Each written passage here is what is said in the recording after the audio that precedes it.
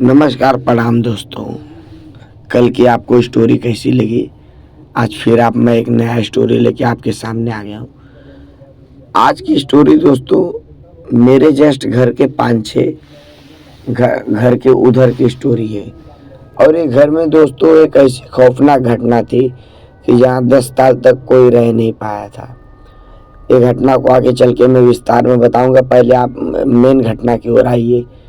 ये घटना कुछ ऐसी थी दोस्तों कि जो अनदेखी और देखी दोनों में तब्दील कर जाती है। ये घटना कुछ दोस्तों मैं तो मेरा घर ही दोस्तों जंगल से सटा हुआ है, लेकिन जंगल से सटे हुए कम से कम 10 चाल हैं दोस्तों।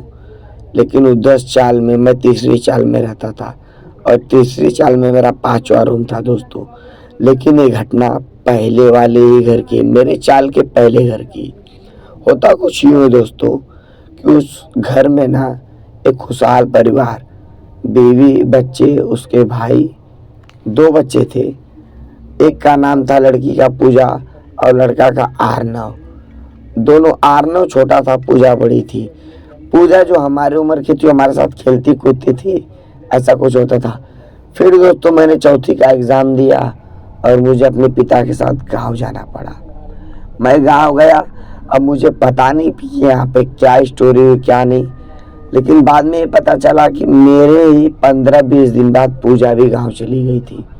खाली उसके पिता यहाँ रहते थे। लेकिन दोस्तों आपको एक बात बता दूँ, उसको पिता को ना बीड़ी पीने की बहुत शौक थी। वो हमेशा बीड़ी पीते हुए लोगों को दिखाई देते थे। द्वार के बाजू में बैठ गए और बीड़ी पीना चालू कर दिए। एक बीड़ी खत्म कि दूसरी जलाए, दूसरी खत्म कि तीसरी जलाए, मतलब कंटिन्यू एक बंडल बीड़ी पी जाते थे। एक दिन ऐसा कुछ होता है दोस्तों कि वो डॉक्टर के पास जाते तो उन्हें पता चलता है कि उन्हें टीबी का रोग है। लेकिन दोस्तों ये घटना कम से कम 2002 की है, इसलिए उस समय टीबी का इतना इलाज होता नहीं था। तो ये बंदा ना अपने सारे परिवार को गांव भेजता है।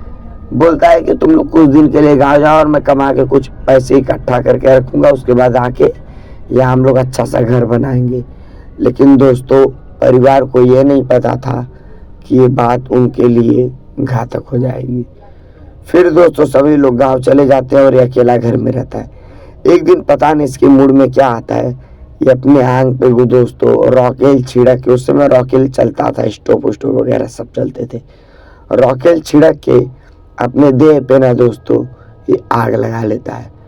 लोग धुआं देखते ही भागते हैं, आस पड़ोस के लोग भागते हैं उसके बचाने के लिए।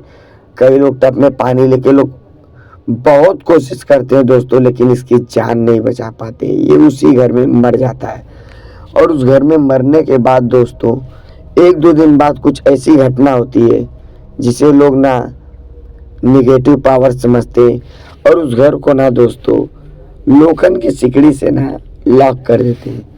दोस्तों ये सब कहानी मुझे तो पता नहीं थी क्योंकि उस समय मैं गांव में था। लेकिन दोस्तों जब मैं जून के महीने में गांव से रिटर्न आता हूँ तो मुझे क्या पता था कि यहाँ पे ऐसी ऐसी घटना हो चुकी है। मैं तो उस चाल में घुसा और पूजा करके जो मेरी फ्रेंड थे उसको मैंने इतना ही बोला कि पूजा मैं आ गया हूँ, और इतना बोल के मैं अपने घर की ओर निकल गया और मैं अपने घर में जाके सो गया। लेकिन जैसे दोस्तों सुबह होती है, मेरे पिता को इस स्टोरी के बारे में बहुत जन बताते हैं कि भाई वो जल के मर चुका है और आज भी उसकी आत्मा उस रूम में तड़प रही है, इसलिए उसे साकड़ी से बांध दिया गया है। लेकिन दोस्तों ये सब कहानी मैं ना सुनता था, मुझे समझ में नहीं आता था कि बात किस चीज़ के बारे में हो रही। लेकिन धीरे धीरे जब इस चीज़ के बारे में मुझे दोस्तों ने बताया तो मुझे भी विश्वास हो गया दोस्तों कि ये घर ना कुछ भूतिया घर है। लेकिन लोग कहते थे दोस्तों कि 12 बजे रात को ना उसके कूदने की आवाज़ आती है। तो ऐसा कुछ दिन बीता दोस्तों। एक दिन हम लोग ने तय किया कि सब लोग जुट कर ना इस आवाज़ को सुनने की कोशिश करते हैं। 12 बज गया था दोस्तों, पता नहीं आवाज़ आई थी कि नहीं, सब वहाँ जुटे थे। लेकिन कुछ ठप करके आवाज़ आती है और इतना ही आवाज़ सुनते सब लोग दोस्तों अपने दौड़ दौड़ के अपने अपने घर पहुँच जाते और बोलते देखो कूदने लगा, देखो कूदने लगा। हकीकत में उसने कूदा था कि नहीं ये किसी को पता नहीं था। लेकिन एक दिन की बात है दोस्तों, उस घर में ना कुछ लोग रहने आए, बढ़ोतरी।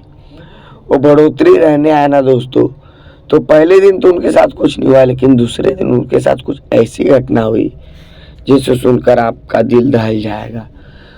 घटना कुछ ऐसी थी दोस्तों कि वो लोग ने ना खाना बनाकर टोप में कुछ खाने बचे हुए थे, वो खाना ऐसे ही उन्होंने किचन पर रख दिया और सब सो गए थे। अचानक में कोई परछाई आके उनसे बोलती है, मुझे भूख लगी है, खाना दो, मुझे भूख लगी है, खाना दो। अचानक में उसकी पत्नी की नींद खुलती है और वो क्या देखती है दोस्तों, एक काला सा साया उससे खाना मांग रहा है। उतना डरती नहीं है, लेकिन वो बोलती है कि देखो उसमें कुछ टोप में खाना वाना बचा होगा, खा लो। उसे तो ये कुछ ऐसा लगा था कि जैसे मैं नींद में कोई सपना देख रही हूँ और उसने ऐसा किया, और ये तो हकीकत था दोस्तों, लेकिन वो सपना समझ के भूल गई। लेकिन दोस्तों कुछ दिन बाद फिर उसके घर में ऐसी घटना होती है। 11-12 बजे का समय हो रहा था दोस्तों, सब सो रहे थे, लेकिन अचानक में कोई 3-4 बर्तन अचानक में गिरने की आवाज़ आती है। जी वो वही बर्तन था कि उस दिन उसके घर में खाना बचा हुआ नहीं था। उसने अपने सारे बर्तन को धोकर लाइन से लगा दिया था और वही सारे बर्तन नीचे गिर गए। तो इनको कुछ तो ऐसा डर महसूस होता है, लेकिन सोचते हो सकता है चूहा वगैरह हो जिसने बर्तन वो कर दिया है।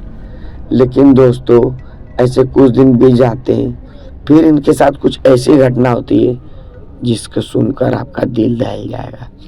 होता कुछ यूं है दोस्तों कि सब के सब सोए रहते हैं और इनके जो पैर की तरफ है ना, वो एकदम जैसे इंसान होता है ना वैसा आकर बैठा है और इनसे बोल रहा मुझे दाल चावल खिलाओ, मुझे दाल चावल खिलाओ। बहुत ही तड़पी हुई आत्मा थी दोस्तों ये। जब ये लोगों ने इतना सुना है दोस्तों, तो इनके जमीन के नीचे से, पैर के नीचे से ना जो जमीन खिसकी है ना, ये लोग ने भाई जो भी खाना वाना बचा था वो सब टार ओढ़ के वापस सो गए, सब चदरे में मुड़ी डाल के। और सुबह देखते हैं तो क्या, सारे बर्तन खाली, सारे के सारे बर्तन खाली। भाई अब ये लोग ने ये तय कर लिया कि अब इस रूम में मुझे नहीं रहना है। सबसे पहले भाड़ोत्री थे जो ये रूम को छोड़ के चले गए थे। अब भाड़ोत्री नंबर 2 आते हैं, जो कि मेरा उसमें एक दोस्त रहा करता था भोसले, उसकी माँ उसकी बहन, ऐसे सब लोग रहने आते। लेकिन उनके साथ भी कुछ ऐसी घटना होती है ना दोस्तों कि वो लोग भी 1 हफ्ते के अंदर ये रूम छोड़ के भाग जाते हैं। उसके बाद उस रूम में कोई रहना नहीं जब चाहता है, तो इस एरिया के लोग तय करते हैं कि कम से कम हम लोग इसमें आंगनवाड़ी खोल देते हैं। जब दोस्तों ये लोग इसमें आंगनवाड़ी खोलते हैं, तो उसमें जो एक लड़की रहती है खुशबू कनौजिया नाम की, आज भी दोस्तों पूछोगे तो बताएगी ये सत्यता कहानी है। सब लोग बच्चे पढ़ने बैठते थे, लेकिन जब वो पढ़ने बैठती थी ना, तो मोहड़ी के किनारे में उसे क्या दिखाई देता था कि कोई बुजुर्ग आदमी बैठ के बीड़ी पी रहा है। और उसने कई बार चिल्लाया भी कि भाई इसमें बैठ के कोई बीड़ी पी रहा है, इसमें बैठ के कोई बीड़ी पी रहा है, लेकिन कोई विश्वास नहीं करता था। लेकिन जब यही चीज को 2-3 जनों ने एक साथ देखा है दोस्तों, तो उस आंगनवाड़ी को भी उस दिन से बंद कर दिया गया। 1-1.5 साल तक उस रूम में कोई नहीं गया। फिर इस रूम में एक आता है आदमी जो बोलता है ऐसा कुछ नहीं होता।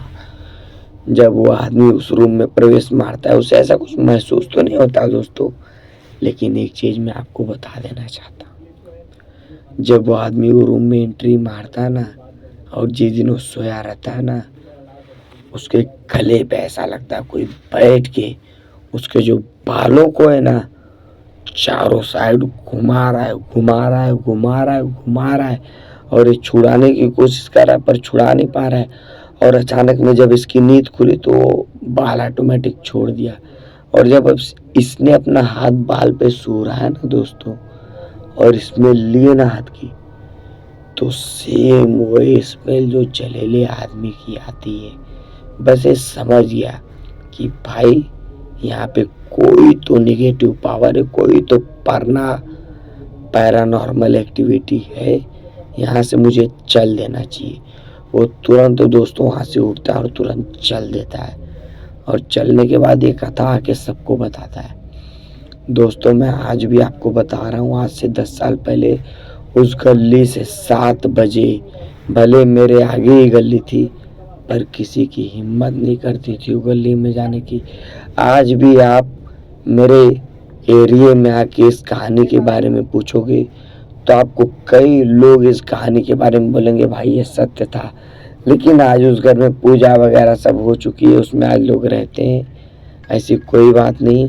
लेकिन उस समय दोस्तों वो ऐसा भी करता था ना, जो उसके घर से आते जाते लोग रहते थे ना, कई बार उसके सीढ़ियों पे गिर भी जाते थे दोस्तों। तो लोगों को ये सच में वहम हो गया था कि यहाँ पे कोई न कोई नेगेटिव पावर, कोई न कोई पैरानॉर्मल एक्टिविटी है। तो दोस्तों ये आप कभी मत भूलना कि भूत प्रेत होते हैं या नहीं, भूत प्रेत होते हैं, लेकिन वो हमसे बहुत डरपोक होते हैं। जब आप उन पे ना हावी हो जाओगे ना तो कभी आपको हानि नहीं पहुंचा सकते। तो डरना नहीं है, डरना मना है। स्वीट ड्रीम, टेक केयर, फिर मिलेंगे अगली कहानी के साथ। कैसी लगी आपको स्टोरी कमेंट करके ज़रूर बताइए।